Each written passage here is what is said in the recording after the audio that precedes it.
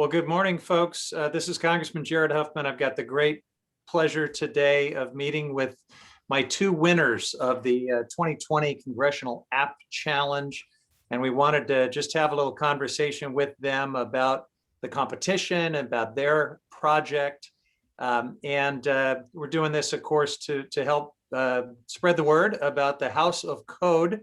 This is an effort that we're really proud of, and every year I'm just super honored to be able to be part of judging these applicants that compete in the project, and then making the tough decision to pick a winner, and then watching them go forward. And so I have a chance this morning to visit with Beck and Amrit, who have participated in the competition a couple of times now, and just did an amazing job this year with their app, Marin Trace. So Beck and Amrit, welcome. How was your experience being part of this competition? I can take this one. Thank you so much for having us. It was a really great experience. I think one of the great things about the Congressional App Challenge is that we were already working, on our app. We had been developing it for a few months. We started running some pilots and trials of it. One of the great things about the App Challenge is that it made us kind of, I think, really through the writing and the video, made us figure out how we can best explain what the app does, which ended up being, I think, very helpful. You can, if you're making an app, obviously if you're trying to sell it or something like that, that's great for, refining your pitch and your marketing and your slogan. But for us, what was helpful is, I think seeing and ultimately communicating what Marin Trace does to parents at the schools where Marin Trace is currently in action. I think that's one of the kind of hidden benefits of the Congressional App Challenge, besides having some great motivation to work on something cool. Well, Amrit, please jump in and maybe tell us a little bit about what your app does also. Sure, absolutely. Yeah, thank you so much for having me. I'm really, really happy to be here.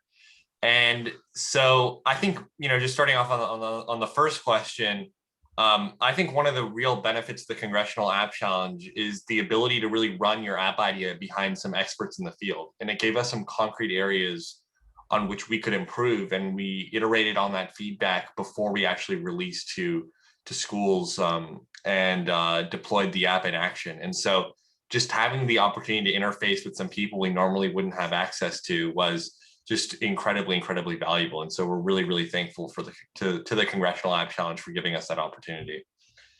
Yeah. And so what Marin Trace does essentially is it's a COVID-19 contact tracing and symptom tracking platform for Marin County schools. And it's currently in the use of Branson as their primary COVID-19 management solution. And we're looking to expand to other schools as well, especially throughout the 2021 school year and the summer. Yeah, it's great how you came up with this in such a timely way. You jumped right on the need for a product like this. And of course, we learned that this pandemic was going to be with us for quite some time. So I'm glad to hear that the product is in use and will only get better. We'll come out of this, of course, but there will be other public health emergencies that probably provide an ongoing need for a platform like this, right? Absolutely, absolutely. I think one of the, people are saying that technology has a huge opportunity in public health to just, I think the smartphone and the computer are just so accessible, right? So many people have access to it that they can really be tools that we can use to help, spread good messages about public health, to help people stay safe in times when they need it. And I think Marin Trace is a great example of how that can be done. Yeah. So tell us a little about what gave you the idea for this app, and what alternatives you considered before you settled in on Marin Trace. Well, I can kind of take the first part of this. So it was actually kind of funny because Chris Mazzola, who's the head of the Branson School, actually sent me an email saying that they were having trouble finding a COVID management solution for Branson. And because she knew I was interested in building apps and services and had a little bit of experience programming, she reached out to me and saw, would I be interested in doing something like that? And so naturally reached out to Beck, who's one of my good friends. And we've worked on a lot of projects together, even though we actually competed in the Congressional app competition against each other last year. But I think that may have brought us a little bit closer together. That was smart. It was smart. You decided to team up and wouldn't have to compete. Yeah, exactly. Right. If you can't beat him, join him. Beck's really amazing at building apps, and so I kind of handled the back end and processing the contact tracing and the symptom reporting, all that logic that kind of happens there. Kind of, I think the pivotal moment in realizing that this could be extended to other schools was when we attended the Marin County put on a town hall sort of thing with Mary Jean Burke, who's the head of education for Marin County, and there were students from all over the county there expressing their concerns about what was happening during the pandemic. And I think the one sentiment that just rang super clear was that students wanted to be back in school, right? It was having detrimental effects socially, mentally, right? There were so many different things that stay at home just wasn't addressing. And so we figured, especially since we had a great opportunity here, maybe there was something that we could do to help students get back into school faster. Yeah. Beck, you want to jump in on that? And then I'm curious if you considered other alternatives before you settled in on this concept.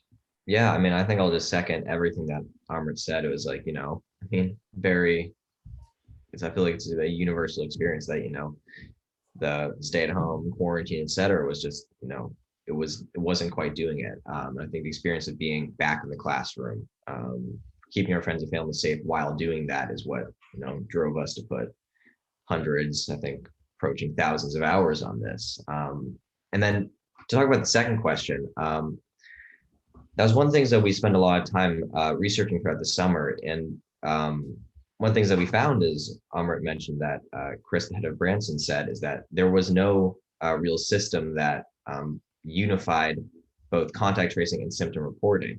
For example, if someone, for example, reports a bunch of symptoms, you have the capability to talk to students and then see who they've been in contact with, and that's all in like one, very cohesive system. So that was the basis for what kind of told us, though, this is something that we have to build, and there's an opportunity here. But then the second, as we continued to develop, we realized, and as Branson piloted us back in the fall, we realized that we had a few more opportunities for how we could improve our trace. One of the things that they were having trouble with is that there were some students who were on campus. There were some students who were at home and attending school virtually. And sometimes the students at home would try to come to campus, but for example, they wouldn't have received a COVID test like the week before. They didn't have filled out paperwork.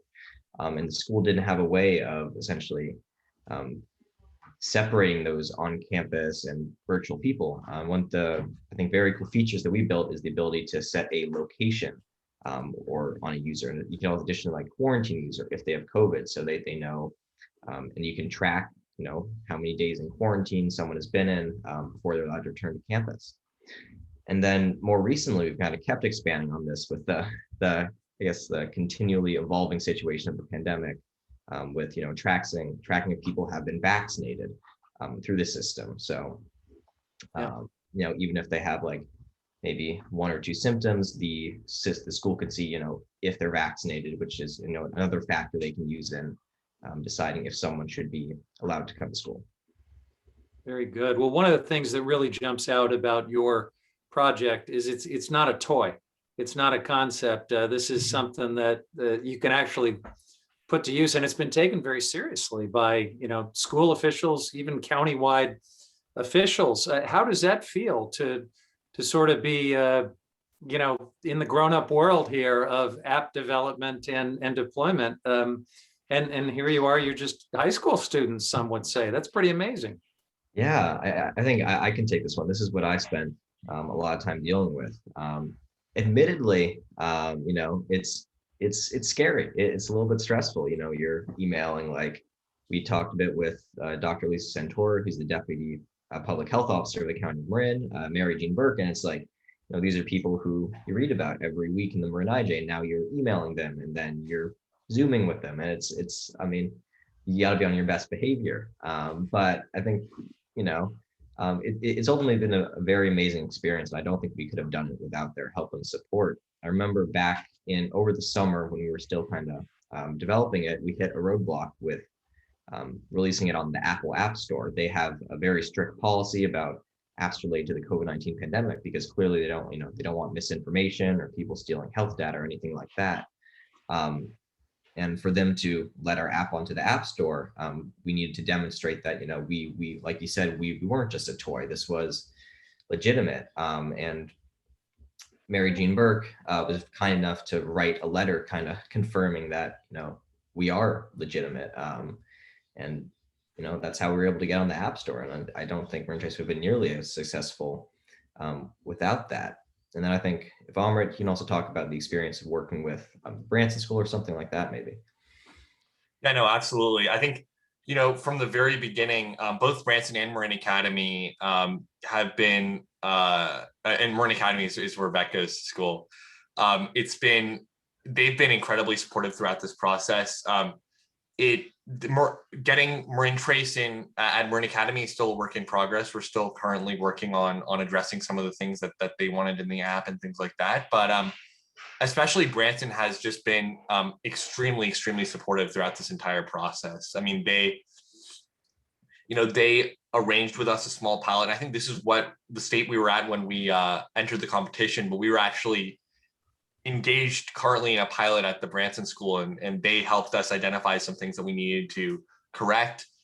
And we got to that point. We added that location feature so administrators could quarantine certain individuals that need to be quarantined, block them from entering the school, adding this vaccination feature, right? And then we were able to go and get it used. And it's a required thing you have to do now before you enter school on any given day.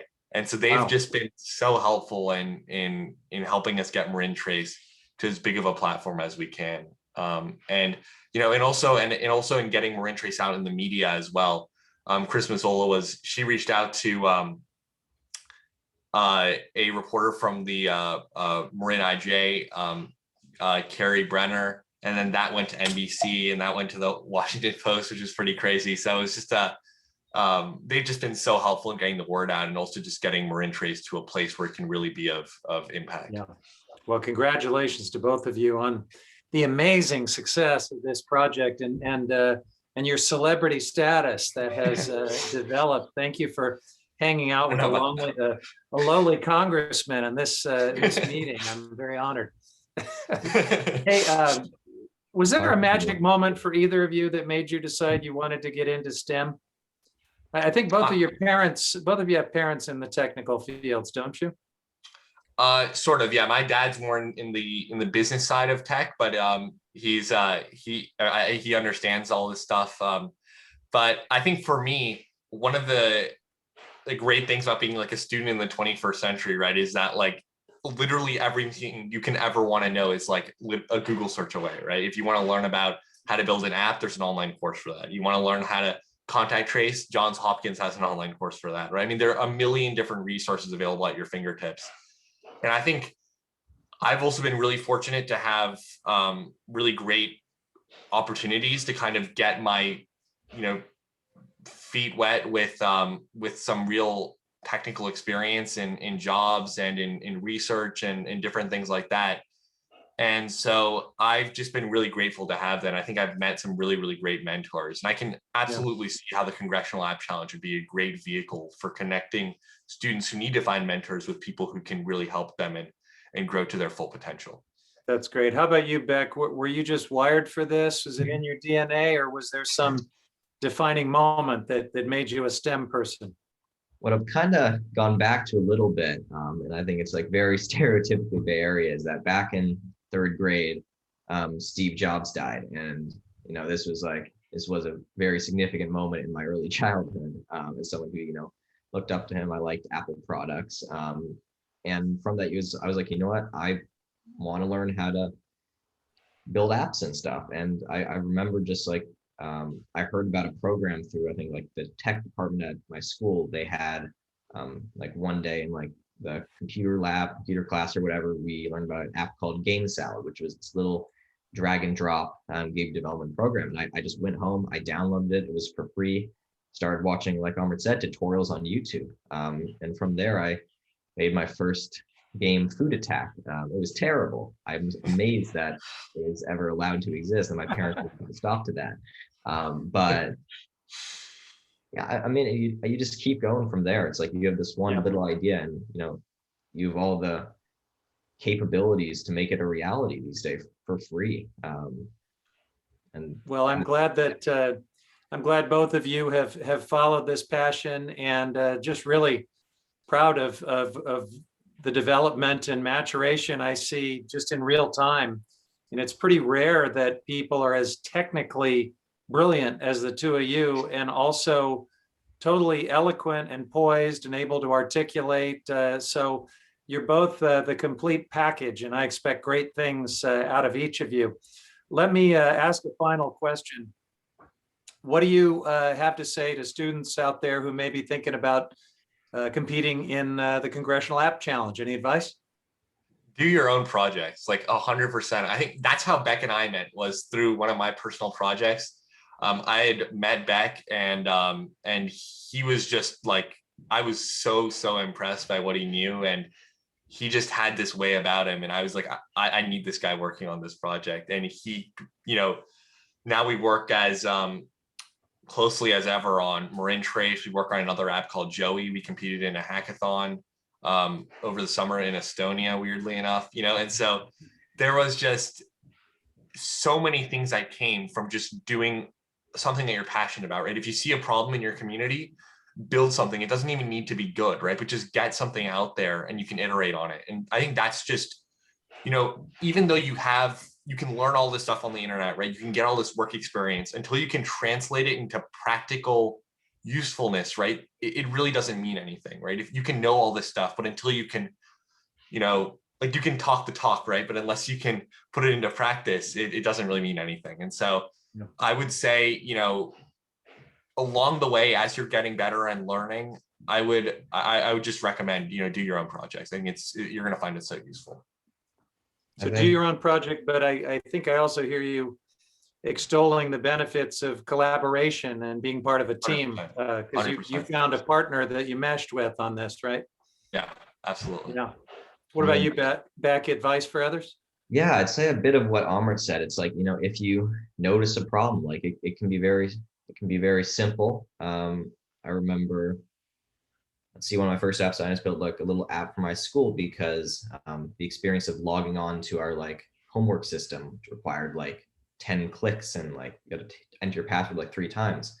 So it's just like, these little problems like that, notice them again, totally work with your friends. They're your best collaborators. And I think also one of the amazing things about the Congressional App Challenge is that you don't have to know how to use like, fancy professional tools. You can totally build something drag and drop. So with that, I'd say don't waste your time trying to, not necessarily waste your time, but don't spend tons of time learning this ridiculous fancy tool. Just start where you are. Start with the basics, and you can build, and pretty much at these days, most things you want with drag and drop stuff. And I think Congressional App Challenge is a great kind of impetus to start working on stuff like that. Excellent. Well, Beck, Lorsch, Amrit, Baveja, you two are excellent winners of my 2020 Congressional App Challenge. Congratulations for that. And thanks for sharing a little more about your project. Best of luck in what I know is going to be an incredibly bright future for each of you. Thank you so much. Thank you. Take care. It's been great having You you too. being here.